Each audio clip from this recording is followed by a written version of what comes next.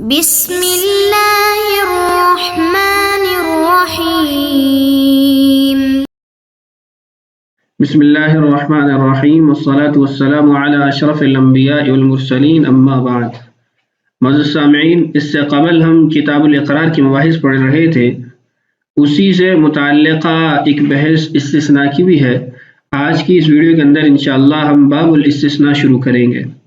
اس باب کے اندر بنیادی طور پر مصنف رحمہ اللہ نے 4 مباحث ذکر کی ہیں۔ پہلی بحث ہے استثناء کی شرائط۔ اس کے اندر مصنف نے 3 شرائط ذکر کی ہیں۔ اس کے بعد ہے مشیت اقرار کو باطل کر دیتی ہے، جس کو استثناء تعطیل بھی کہا جاتا ہے۔ اور تیسرا استثناء بیان تغییر ہے، بیان تنسیخ نہیں ہے۔ یہ اصولی بات ہے، اصول کی کتابوں میں آپ پڑھ چکے ہیں کچھ، انشاءاللہ اس کی جو وضاحت ہے آج کے اس سبق میں بھی آ جائے گی۔ اور چوتھی بحث ہے ایسے کلمات کا بیان جو استثناء کے معنی میں ہیں۔ یہ انشاءاللہ ہماری آخری اس باب کی بحث ہوگی۔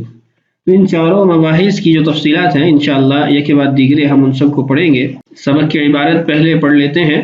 باب الاستثناء ومن استثنى بعض ما أقر به متصلا لازمه باقيه وإن استثنى الكل فكله أي لازمه كله لأن استثناء الكل لا يصح، فإن استثنى كيليا أو وزنيا من دراهم صح قيمة، وإن استثنى غيرهما منها لم يصح، إن قال له علي 100 دراهم إلا دينارا أو إلا قفيز حنطة صح الاستثناء، وإن قال إلا ثوبا لم يصح۔ هذا عند أبي حنيفة وأبي يوسف رحمهما الله لوجود المجانسة من وجه إذا كان مكيلا أو موزونا، وعند محمد رحمه الله لا يصح في الكل لعدم المجانسة من وجه، وعند الشافعي رحمه الله يصح في الكل للمجانسة من حيث المالية، ومن أقر ووصل به إن شاء الله تعالى بطل إقراره، ولو استثنى بناء دار أقر بها كان للمقر له، لأن الاستثناء لا يصح لأن البناء إنما يدخل بالتبعية وما هو كذلك لا يصح استثناؤه، وإن قال بناؤها لي وعرصتها لك فكما قال وفص الخاتم ونخلة البستان كبنائها، إن قال هذا الخاتم لفلان إلا فصه أو هذا البستان له إلا نخلته لا يصح الاستثناء، ولو قال إن الحلقة له والفص لي أو الأرض له والنخل لي يصح۔ یہ ہے آج کے ہمارے سبق کی عبارت۔ اب ایک کے بعد دیگرے انشاءاللہ ان تمام مباحث کو جو آج کی اس عبارت میں ہم نے پڑھی ہیں تفصیلاً ذکر کرتے ہیں۔ سب سے پہلے ہے باب الاستثناء، استثناء کا باب۔ استثناء یہ سنیون سے ہے، سنیون کہتے ہیں چیز کو پھیرنا یا کلام کو پھیرنا، اور اصطلاح میں ایک عام حکم یا عادت میں سے بعض افراد کے نکال لینے اور خاص کرنے کو استثناء کہا جاتا ہے۔ جس چیز کو آپ خاص کرتے ہیں اس کو مستثنیٰ کہتے ہیں، اور جس چیز سے آپ خاص کرتے ہیں یعنی جس سے نکالتے ہیں اس کو مستثنیٰ منہ کہتے ہیں۔ استثناء کے لیے بہت سارے الفاظ استعمال ہوتے ہیں، جس میں سوا ہے، الا ہے، غیرہ ہے۔ اس کے علاوہ کچھ ایسے کلمات ہیں جس کو انشاءاللہ ہم چوتھی بحث کے تحت پڑھیں گے کہ جو حقیقت میں استثناء نہیں ہوتے کلمات کے اعتبار سے، لیکن ان کو استثناء کے معنی میں ذکر کیا جاتا ہے۔ تو انشاءاللہ ان کلمات کا بیان آخر میں آ جائے گا۔ اور جہاں تک استثناء کی اصولی حیثیت کی بات ہے تو حنفیہ کے نزدیک استثناء بیان تغییر ہے، یعنی اپنی بات میں کچھ تبدیلی کرنا معنی کے اعتبار سے۔ مکمل طور پر اس کے اندر تبدیلی نہیں کی جا سکتی، یا استثناء سے ماقبل جو جملہ ہے اس کو مکمل طور پر ختم نہیں کریں گے، اس لیے کہ اگر وہ مکمل طور پر ختم کیا جاتا ہے تو پھر وہ بیان و تغییر نہیں رہے گا، بلکہ وہ تبدیل، بیان و تبدیل کے اندر شامل ہو جائے گا، جبکہ بیان و تبدیل یا جس کو بیان و تنسیخ کہا جاتا ہے استثناء اس کے اندر شامل نہیں ہے۔ اور دوسری بات کہ حنفیہ کے نزدیک استثناء کا مطلب یہ ہے التکلم بالباقی، یعنی استثناء کر لینے کے بعد جو چیز رہ جاتی ہے گویا بات کرنے والے نے، متکلم نے اسی کا تلفظ کیا ہے، اسی کو بولا ہے۔ اس کی عام مثال یہ ہے کہ ایک شخص نے کہا لک علی 1000 الا 100، تمہارے میرے اوپر 1000 ہے سوائے 100 کے، تو ہم یہ نہیں کہیں گے کہ اس نے 1000 کا اقرار کیا یا 100 کا، ہم یہ کہیں گے کہ اس نے گویا 900 کا ہی اقرار کیا ہے. یعنی التکلم بالباقی بعد الاستثناء، استثناء کے بعد جو چیز باقی رہ جاتی ہے گویا اسی کا تکلم ہوا، اسی کا اس نے اقرار کیا ہے. تو یہ چند باتیں تھی باب سے متعلقہ، وہ آپ سے ذکر کرنی ہے. اب عبارت پڑھ کر جو مباحث شروع میں آپ کو بتائی تھی کہ شرائط کا بیان آئے گا، ایسے ہی مشیت اقرار کو باطل کر دیتی ہے، اور دیگر مباحث وہ انشاءاللہ عبارت کے اندر پڑھتے ہیں. سب سے جو پہلی بحث ہے وہ استثناء کی شرائط ہے کہ استثناء کے اندر کیا کیا شرائط ہیں. یہاں مصنف رحمہ اللہ نے 3 ذکر کی ہیں. عبارت دیکھیے، وَمَنِ اسْتَثْنَا، اور جس شخص نے استثناء کیا بَعْضَ مَا أَقَرَّ بِهِ، اس چیز میں سے بعض کا جس نے اس نے اقرار کیا. یہ پہلی شرط ہے کہ بعض چیز کو آپ مستثنیٰ بنا سکتے ہیں، مکمل چیز کا استثناء نہیں کر سکتے ہیں. اور دوسری شرط متصلاً، مستثنیٰ منہ اور مستثنیٰ کے درمیان میں فاصلہ نہیں ہونا چاہیے، انقطاع نہیں ہونا چاہیے. تو نتیجہ کیا نکلے گا؟ لزمہ باقی ہی، استثناء کے تکلم کے بعد جو چیز باقی رہ جائے گی وہ اس کو لازم ہو جائے گی. مثال آپ کو دی تھی کہ اگر کوئی شخص کہتا ہے لک علی الف الا 100، اب یہاں آپ دیکھیے دونوں شرائط موجود ہیں.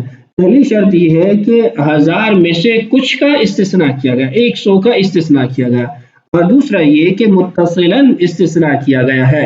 تو نتیجہ لازمہ باقی ہی، مطلب یہ ہے کہ التکلم بالباقی، گویا اس نے جو پیچھے رہ جاتا ہے استثناء کے بعد، مائنس کرنے کے بعد جو چیز رہ جاتی ہے 900 روپیہ، وہ اس کو لازم ہو گیا. آگے فرماتے ہیں وَإِنِ اسْتَثْنَى الْكُلَّ، اگر وہ مکمل طور پر استثناء کرتا ہے، مثلا کہتا ہے لک علی الف الا الف، تو اس کا حکم کیا ہے؟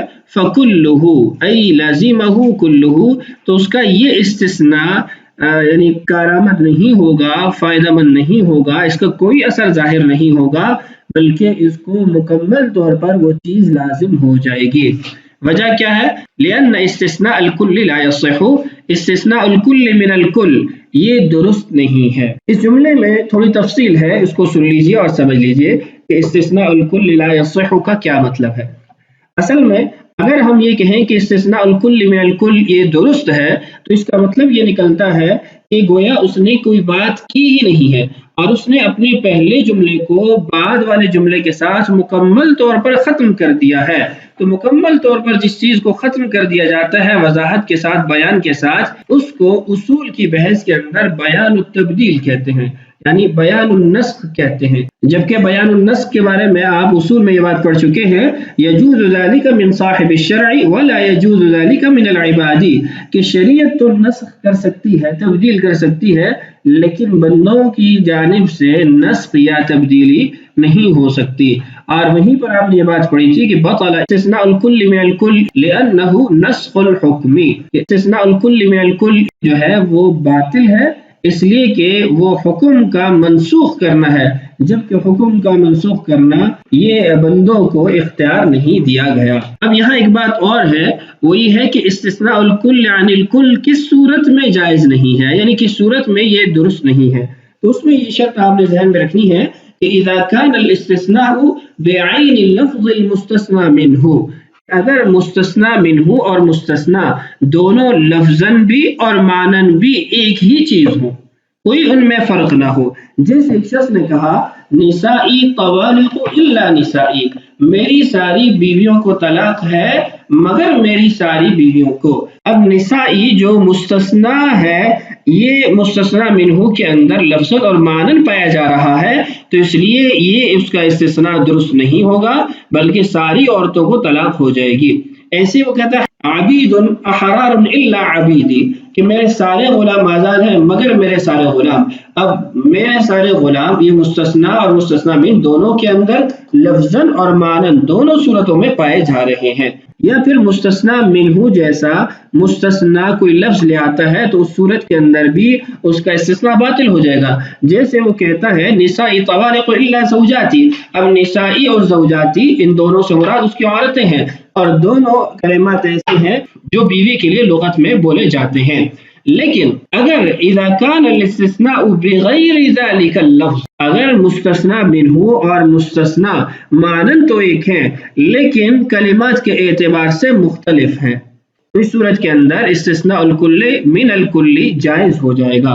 اس کی مثال یہ سمجھیے کہ اگر کوئی شخص کہتا ہے نسائی طوالق الا زینب و فاطمۃ و سلمۃ، اس شخص کی ان تینوں کے علاوہ اور بیویاں بھی نہیں ہیں تو اس کی بیویوں کو طلاق نہیں ہوگی، اس صورت کے اندر استثناء الکل من الکل درست ہوگا۔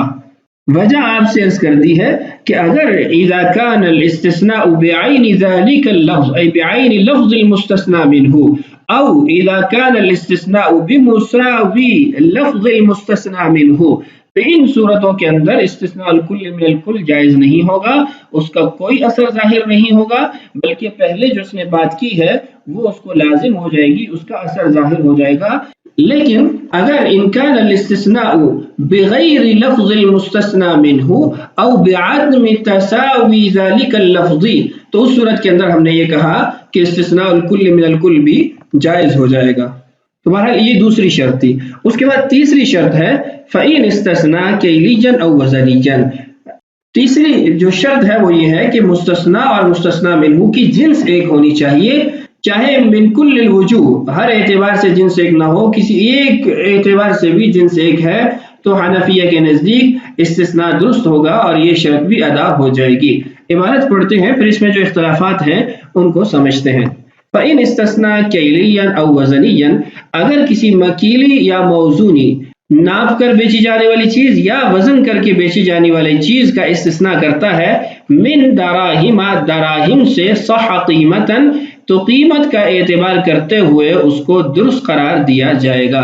مثلا اس نے یہ کہا لک علی 100 دراہم الا قفیز حنطۃ، اب قفیز حنطہ یہ چونکہ ناپ کر بیچی جانے والی چیز ہے، یا وہ کہتے ہیں لک علی 100 دراہم الا دینارا، تو اب دینار موزونی چیز ہے، تو اگر مکیلی یا موزونی چیز کے ساتھ استثناء کیا جا رہا ہے تو قیمت کا اعتبار کرتے ہوئے اس استثناء کو درست قرار دیا جائے گا، اگرچہ جنس کے اعتبار سے ان کا آپس میں اختلاف موجود ہو۔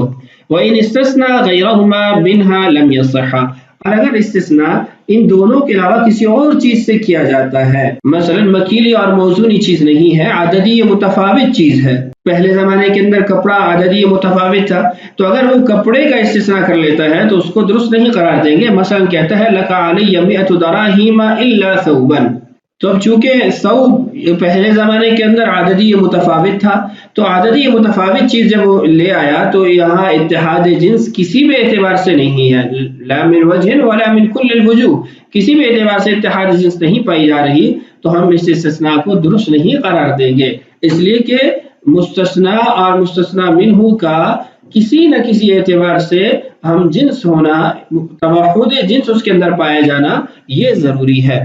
ان قال، آگے وضاحت دیکھیے، لہو علی 100 دراہم الا دینارا، کہ اس کے میرے اوپر 100 درہم ہے سوائے ایک دینار کے، تو دینار موزونی چیز ہے تو اس کا استثناء درست ہو جائے گا۔ او الا قفیز حنطۃ، یا کہا کہ اس کے میرے اوپر 100 درہم ہے مگر ایک گندم قفیز نہیں ہے، تو یہ بھی ناپی جانے والی چیز ہے، پہلے زمانے میں ناپ کر بیچی جاتی تھی، اس لیے اس کو بھی ہم درست قرار دیں گے چونکہ یہ مکیلی چیز ہے۔ صح الاستثناء، استثناء درست ہے۔ وَإِنْ قَالَ، اور اگر کہتا ہے إِلَّا ثَوْبًا لَهُ عَلَيَّ 100 دراہم إِلَّا ثَوْبًا، تو اس صورت کے اندر لم يصح درست نہیں ہوگا۔ هذا عند ابی حنیفہ و ابی یوسف رحمہم اللہ، یہ تمام تر تفصیلات جو پہلے آپ نے سنی ہیں یہ شیخین کے مذہب کے مطابق ہیں، شیخین کا قول ہے۔ وجہ کیا ہے، دلیل کیا ہے؟ لِوُجُودِ الْمُجَانَسَةِ مِنْ وَجْهٍ، کہ ایک اعتبار سے ان کی مجانست پائی جاتی ہے، توحد جنس پائی جاتی ہے، اور وہ ہے اذا کان مکیلا او موزونا، کہ جب چیز مکیلی اور موزونی ہو، تو ایسی چیزیں جو مکیلی اور موزونی ہیں ان کا ثمن خلقی سے استثناء کیا جا سکتا ہے، اس لیے کہ اگر مکیلی اور موزونی چیزیں جو ہم نے پہلے ذکر کی ہیں یہ متعین نہ ہو تو یہ بھی ثمن کی طرح ہی ہو جاتی ہیں، کہ جیسے ثمن ذمہ میں لازم ہوتا ہے ایسے ہی یہ مکیلی اور موزونی چیزیں بھی دین بن کر ذمہ میں لازم ہو جاتی ہیں، اور ایسے ہی مکیلی اور موزونی چیز اور ثمن خلقی ان چیزوں کے اندر ایک وصف مشترک یہ بھی ہے، ایک توحد جنس کی وجہ یہ بھی ہے کہ یہ قدر میں سے ہے، یعنی مقدرات شرعیہ میں سے ہے کہ مکیلی ہونا، موزونی ہونا یہ مقدرات شرعیہ کی نشانی اور علامت ہے، تو یہ وصف مشترک بھی اس کے اندر پایا جاتا ہے۔ جبکہ کپڑا جو متفاوت ہو، یعنی جس کی نظیر اور مثل موجود نہ ہو، تو اس کے اندر یہ وصف مشترک بھی نہیں پایا جاتا۔ اور دوسرا جو پہلے ہم نے بات کی کہ ذمہ میں لازم نہیں ہوتا، اگر اس کو طے نہ کیا جائے، ہمیشہ اس کو طے کر کے ہی اس کی خریداری ہوتی ہے، چونکہ وہ متفاوت ہے، تو متفاوت ہونے کی وجہ سے اس کو طے کیا جاتا ہے، طے کرنے کی وجہ سے وہ ذمہ میں لازم نہیں ہوتا۔ تو یہ دلیل تھی حضرات شیخین کے قول کی۔ اس کے بعد ہے وعند محمد رحمہ اللہ لا یصح فی الکل، امام محمد رحمہ اللہ فرماتے ہیں کہ کلیتاً درست نہیں ہے، بالکل درست نہیں ہے، لعدم المجانسة من وجہ، اس کی وجہ یہ ہے کہ ایک اعتبار سے مجانست توحد جنس نہیں بھی پائی جا رہی۔ آپ یوں بھی کہہ سکتے ہیں کہ امام محمد رحمہ اللہ کے نزدیک من کل الوجوہ، ہر اعتبار سے مجانست پایا جانا ضروری ہے، توحد جنس کا ہونا ضروری ہے۔ وعند الشافعی رحمہ اللہ یصح فی الکل، امام شافعی رحمہ اللہ کا مسلک اور قول اور مذہب وہ امام محمد رحمہ اللہ کے بالکل برعکس ہے۔ وہ فرماتے ہیں کہ ہر معاملے میں درست ہے، چاہے کپڑا ہو، درہم دینار ہو، مکیلی ہو، موزونی ہو، عددی متقارب ہو، متفاوت ہو، کوئی بھی چیز ہو، ہر اعتبار سے استثناء درست ہے۔ دلیل کیا دیتے ہیں؟ للمجانسة من حیث المالیتی، مالیت کے اعتبار سے توحد جنس پائی جا رہی ہے، کپڑے کی بھی مالیت ہے، درہم بھی مالیت ہے، ہر چیز جس کی قیمت ہے تو اس کا استثناء درست ہوگا۔ تو خلاصہ کیا ہوا کہ امام محمد رحمہ اللہ کے نزدیک من کل وجہ توحد جنس ہونا ضروری ہے، امام شافعی رحمہ اللہ کے نزدیک توحد جنس کی بالکل قید ہی نہیں ہے، جبکہ شیخین کا جو قول ہے اس کے اندر من وجہ بھی مجانست پائی جاتی ہے، توحد جنس پائی جاتی ہے، تو اس کا اعتبار کر لیا جائے گا۔ اس کے بعد اگلی بحث ہے کہ مشیت اقرار کو باطل کر دیتی ہے۔ اس کا مطلب یہ ہے کہ کوئی اقرار کے ساتھ متصل انشاءاللہ بول دیتا ہے تو یہ کلمہ انشاءاللہ بولنا یہ ماقبل جو کلمہ ہے اس کو ختم کر دے گا، اس کے اثر کو زائل کر دے گا۔ ومن اقر، اور جس نے اقرار کیا، ووصل به انشاءاللہ، اور اس کے ساتھ جوڑ کر انشاءاللہ کہہ دیا، بطل اقرارہ، تو اس کا یہ اقرار باطل ہو جائے گا۔ اقرار کے باطل ہونے کی دو وجوہات ہیں۔ ایک وجہ یہ ہے کہ اللہ تعالیٰ کی مشیت کا ہمیں علم نہیں ہے، اور دوسری بات یہ ہے چیز میں تردد پایا جا رہا ہو اس کو وجود نہیں دے سکتے، اس کو ثابت شدہ نہیں قرار دے سکتے۔ اس کے بعد تیسری بحث ہے کہ الاستثناء للتغییر لا للتنسیخ، کہ استثناء بیان تغییر ہے، بیان تنسیخ نہیں ہے۔ اس کی وضاحت آپ اصول کی کتابوں میں پڑھ چکے ہیں، اور ویڈیو کے شروع میں بھی کچھ اس کو بیان کر دیا تھا۔ یہاں مسئلے کو سمجھتے ہیں۔ وَلَوْ اسْتَثْنَى بِنَاءَ دَارٍ أَقَرَّ بِهَا كَانَ لِلْمُقَرِّ لَهُ، ایک شخص نے کسی کے لیے دار کا اقرار کیا اور پھر اس سے اوپر بنی ہوئی عمارت کا استثناء کر دیا، تو اس کا یہ استثناء درست نہیں ہوگا، دار بما عمارت کے مقر لہو کو دے دیا جائے گا۔ اس کی وجہ یہ ہے کہ دار بغیر عمارت کے رہتا نہیں ہے، اور اگر عمارت کا وہ استثناء کر دیتا ہے تو دار باقی نہیں رہتا، تو گویا اس نے اپنے ماقبل کلام کو مکمل طور پر ختم کرنا چاہا ہے، اور اس کو ختم کر رہا ہے تو ختم نہیں کر سکتا، اس لیے کہ ہم نے کہا کہ استثناء بیان تنسیخ نہیں ہے، بیان تغییر ہے۔ اس کی عبارت یوں بنے گی هذه الدار لزید الا بناءها، کہ یہ دار زید کا ہے مگر عمارت اس کی نہیں ہے۔ تو مگر عمارت اس کی نہیں ہے، یہ جملہ گویا یہ کہہ رہا ہے کہ یہ دار اس کا نہیں ہے، اس لیے کہ دار کا وجود عمارت کے ساتھ ہے، عمارت نہیں ہے تو دار نہیں ہے۔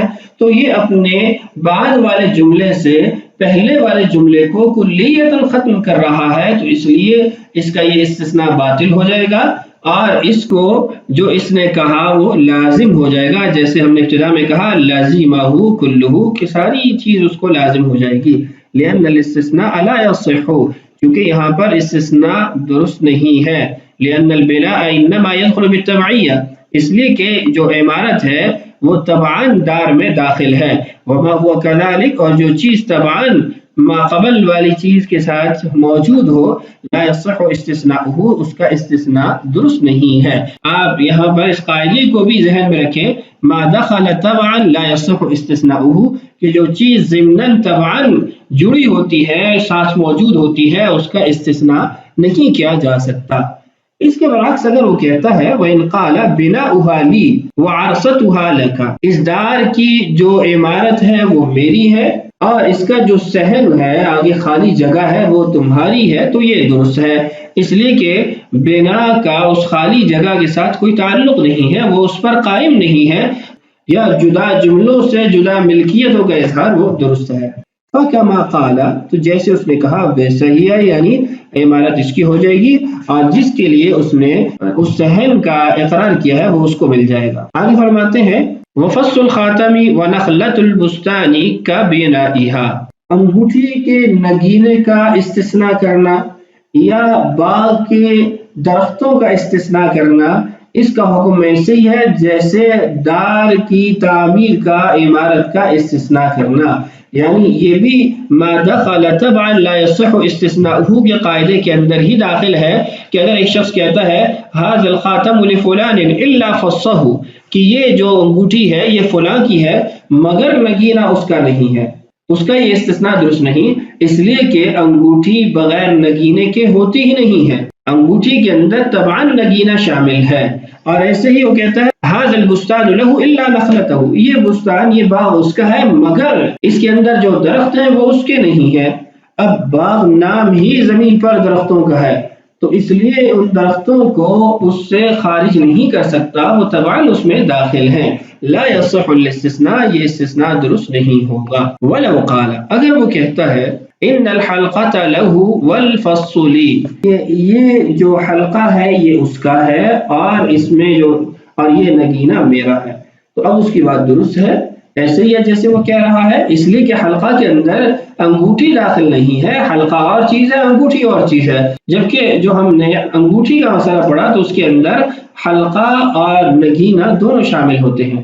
ایسے ہی اگر وہ کہتا ہے کہ هذه الارض له والنخل لي، یہ زمین اس کی ہے اور اس پر جو درخت ہے وہ میرے ہیں، تو یہ بات بھی درست ہے، اس لیے کہ یہ درخت طبعاً زمین میں داخل نہیں ہے، دونوں میں تغیر ہے اور ایسے املاک مختلف ہو سکتی ہیں، تو اس لیے اس جملے میں یہ کہنا کہ زمین اس کی ہے اور درخت میرے ہیں یہ درست ہوگا، طبعاً ایک دوسرے کے ساتھ یہ جڑے ہوئے نہیں ہیں۔ تو یہ تھا آج کا ہمارا سبق جس میں ہم نے 3 مباحث پڑھی ہے، شرائط استثناء، مشیت اقرار کو باطل کر دیتی ہے، اور تیسرا کہ استثناء بیان تغییر ہے، بیان تنسیخ نہیں ہے۔ اور اس کے ساتھ ابتدا کے اندر کچھ ضروری باتیں اس باب سے متعلقہ ہم نے پڑھی ہیں، اللہ تعالیٰ سے دعا ہے اللہ تعالیٰ ہمارے لیے اس بات کی تکمیل آسان فرمائے، بقیہ مسائل انشاءاللہ آنے والی ویڈیوز میں اللہ تعالیٰ ہم سب کا حامی و ناصر ہو۔ السلام علیکم ورحمۃ اللہ۔